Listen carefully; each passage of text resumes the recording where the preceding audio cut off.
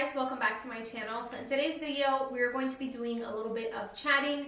I basically wanted to chat with you guys while I did my makeup. I went ahead and asked you guys on Instagram to ask me any questions that you had, anything relating to faith, relationships, anything, and you guys definitely asked a ton of good questions. So I wanted to answer them here on this video while I did my makeup. I wanted to do something that's a little bit more chatty and connect with you guys, and also just build a conversation. I feel like there's a lot of things going on in the world that need to be talked about, and I wanted to conversate with you guys. So hope you guys enjoy this video. Before we get into this video, please don't forget to subscribe to my channel if you're new.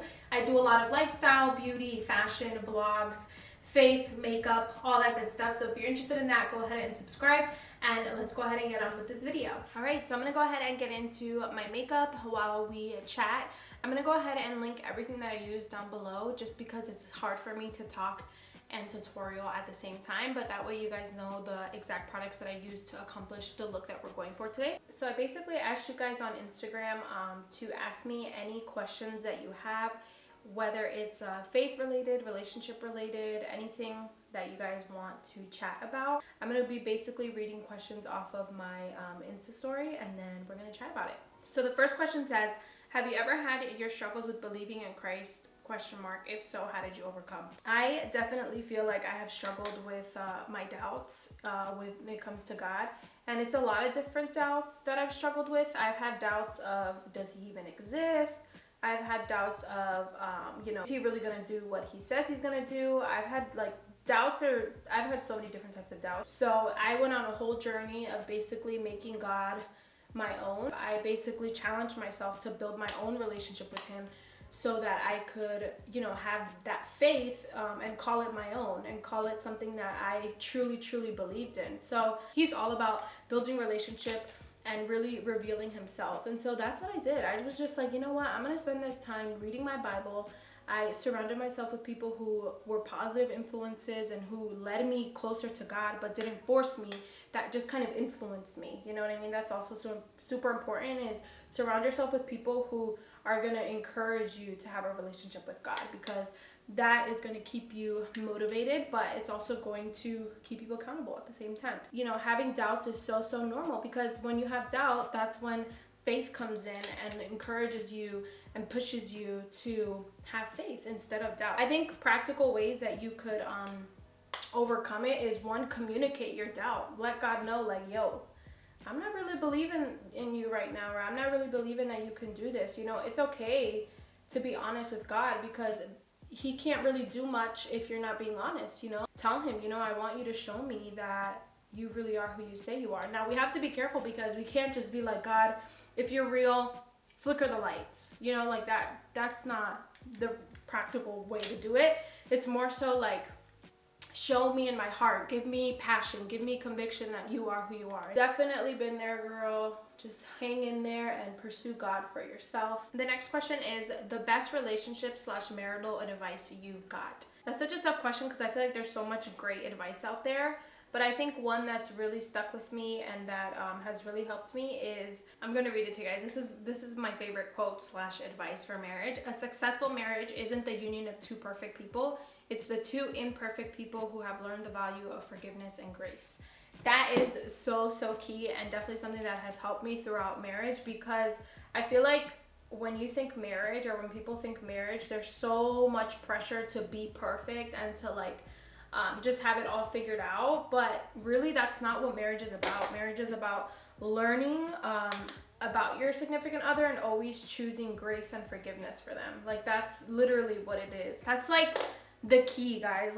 Giving the other person grace and giving yourself grace is so important, because it's basically just saying, hey, you're not perfect and neither am I. Forgiveness and grace is so important, because marriage isn't perfect and you're not supposed to be perfect, but you should extend grace and forgiveness constantly, because that's what's going to help your marriage grow, is not holding grudges, not keeping offenses, but just constantly staying united and forgiving each other, and working towards just being more like Jesus. You know what I mean?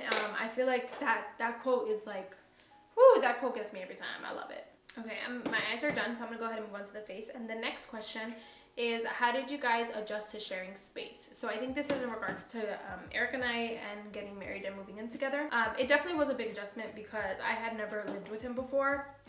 So I think that one of the things that made the adjustment a lot easier was communication. That is so, so important because, you know, you're finding your new normal, you're finding your new routine, and it's okay to like have open communication about whatever you feel like you need, you know, during that adjustment period. So for example, I was very open about my need to stay in touch with my family and still see my family, and Eric was so like supportive of that.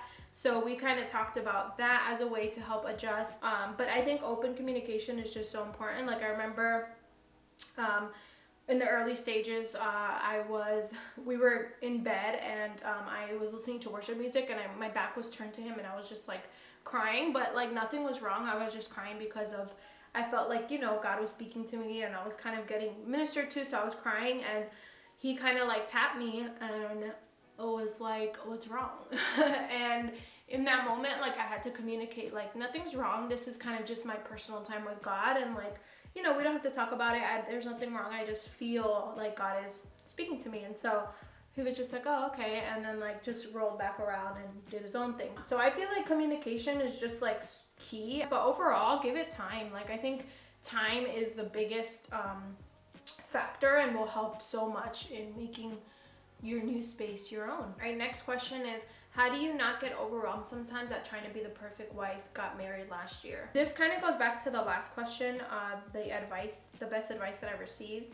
I think it's just important to keep in mind that there's really no such thing as a perfect wife. Like there's gonna be moments where you feel like you lacked as a wife, or you could have done better, or, you know, maybe there's like comparison with other wives.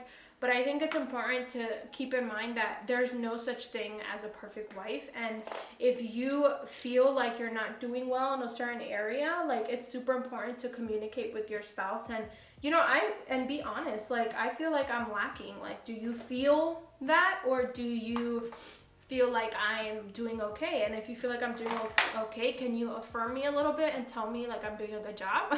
Because sometimes you want to hear that, and it's okay to ask, you know, your significant other to give you that affirmation. Giving yourself that grace and forgiveness is key. Next question is, how do you cope with anxiety and feeling uncertain about the future during this pandemic?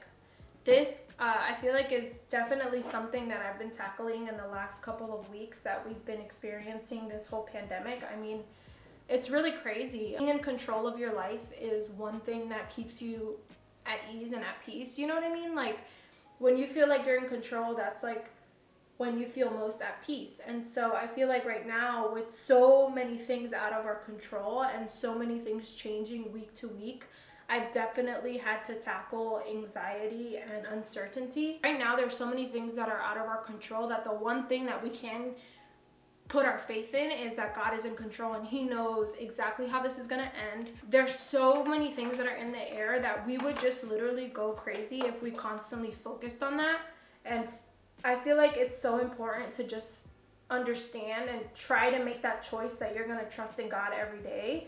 I feel like that's definitely helped me overcome any anxiety that's trying to creep up. You know what I mean? Even if some things are out of our control, he is in control. And a couple of practical ways, because I don't want to just be like super faith-filled, because it's not like, sometimes it's hard to have faith. Practical ways that have helped me is prayer, praying my worries out and kind of just like letting God take my worries and literally like declaring over myself that, you know, peace is with me and that anxiety has no control over me. Saying things like that, like declaring those types of things, really helps a lot, because it kind of gives you that control back. You know what I mean? Like that even though things are uncertain, I'm gonna be in control of my emotions, and today I'm choosing peace and I'm choosing joy regardless of the uncertain circumstances that we're facing. So prayer has really helped me.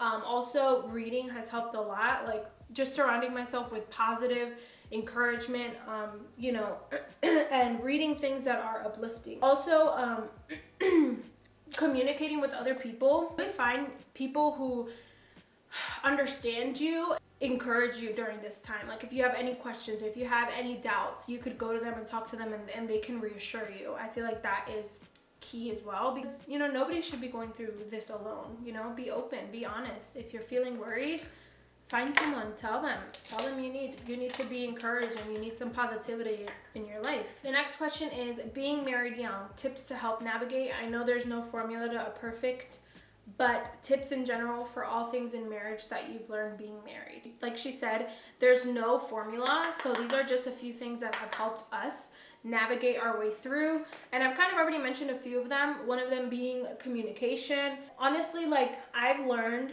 to really put my pride aside and communicate how I feel, because if I don't communicate how I feel, my partner cannot guess how I feel. Like he, you know, like it's not fair to him, one, to have him try to figure out what's wrong with me, and two, I need to be able to identify my emotions and communicate them to my partner. A few other tips is like schedule intentional time with each other. It's so crazy because like you can literally live with someone and be with them 24/7 but still feel disconnected from them, and that's so important to identify, because I've had moments where I'm like, babe, I feel like we haven't spent any time together. Even though we've been sitting on the couch and hanging out, I feel like it wasn't intentional time. Like I want to be able to spend intentional time with you, so scheduling that out is so important, or at least that's how I feel most loved, is through quality time. So I feel like that's where that comes from. Like it has to be like quality time, you know. And so we take that time daily when we walk Dakota. That's kind of our time to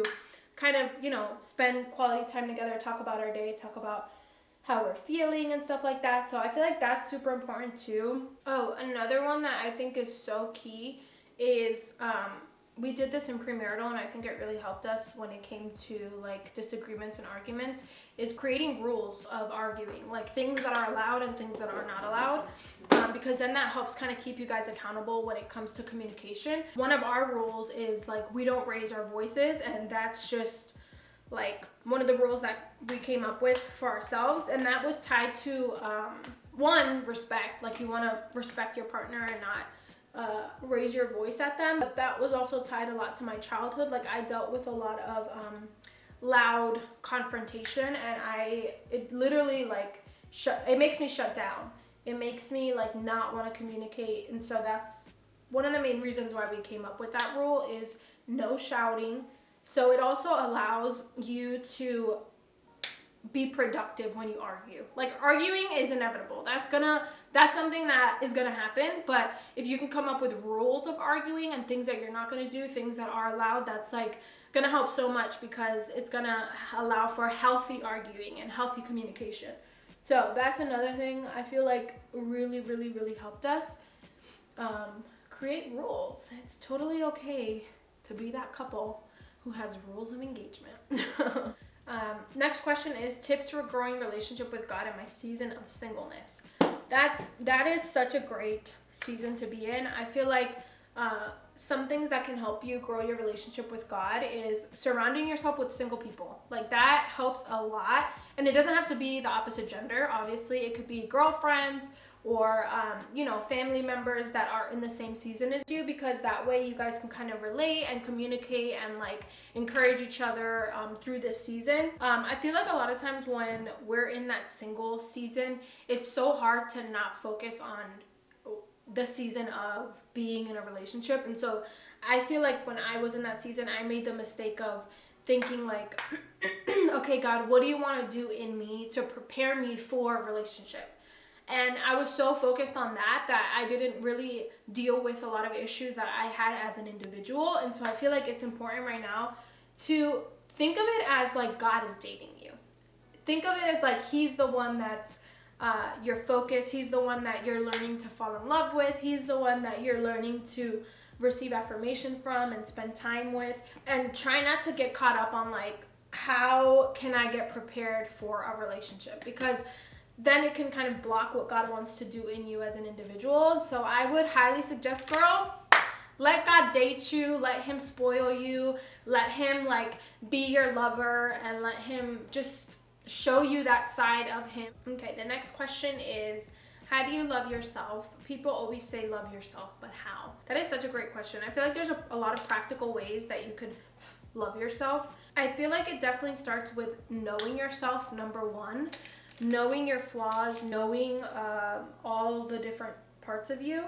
I feel like that's a great way to start, because then you know exactly what it is that you have to choose to love. Because I feel like one thing that stops us from loving ourselves is comparison. You know what I mean? Like if you compare yourself to other people. I saw this illustration on Instagram, and I'll pop it up on here, and it's basically two different flower pots, and one of the flowers is telling the other flower, I love your petals. And then the other flower responds, thanks, I feel like I'm blooming way slower than you though. And then the other flower says, we're different flowers, silly, which is such a beautiful illustration, because I feel like a lot of times our unsatisfaction with ourselves comes from seeing other people and comparing ourselves with other people. But if we accept the fact that we're different, then that allows us to love ourselves better. Nobody can bring to the table what you bring. Nobody is who you are, and that in itself is enough to love, because you're unique. You were created with a unique purpose. You were made differently than everyone else, and that is totally okay. That's definitely something to celebrate and to love. It's tough. That topic is tough because it's a process. It's not like overnight you love yourself and then you're the most confident woman ever. No, it happens over time, but I think it starts with the choice to saying, you know what, I'm different, I accept it, and I'm choosing to love myself no matter what. Okay, the next question is, are you satisfied with your academic career? What would you do differently / pursue? I don't want to sound ungrateful, because, you know, I'm grateful that I had the opportunity to go to college, and I had the opportunity to study. Double majored in psychology and criminal justice. And even though I'm not working in that field at all, I'm still, you know, satisfied with my academic career, and I still had a great time in college and learning. The job that I currently have, I did not need a degree to do, and I'm so happy at my job. So if I knew that I could do this without going to college, I don't think I would have gone to college, just because I feel like that's time and money that I could have invested in something else, like starting a business or something. So I guess you could say that I am satisfied with my academic career, but if I could go back, I don't think I would have gone to college. The next question is baby ? Like, I guess when we're having a baby. That is definitely to be determined. We're not trying right now, but you know, if the Lord gives us a baby right now, I wouldn't be mad. But I feel like that's definitely a journey that we're gonna embark on, like in the next couple of years. I guess you could say we're just practicing. All right, the next question is how to know when to pursue. And I think this is in relation to a relationship.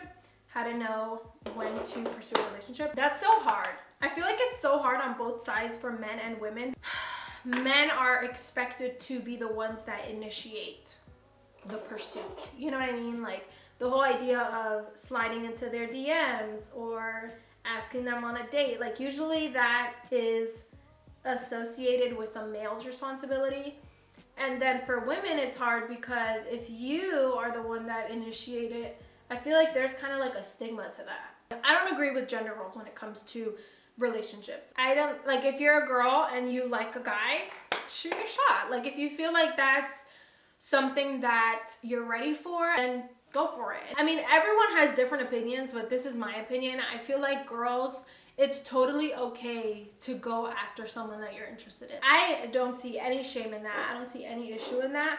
As long as you're being respectful and as long as you in your heart know that you're ready for a relationship, go for it. I feel like dating has just become so overcomplicated that at the end of the day, if you're interested in someone, just go for it. Just pursue it. Be safe, be responsible, be respectful, and see what comes of it. So that's basically it for this video. I hope you guys enjoyed chatting with me. Thank you guys so much for all your questions. They were definitely great questions and topics that I love talking about. So I hope you guys enjoyed this video. I hope you all are staying safe and healthy, and I'll see you guys in the next one. Bye.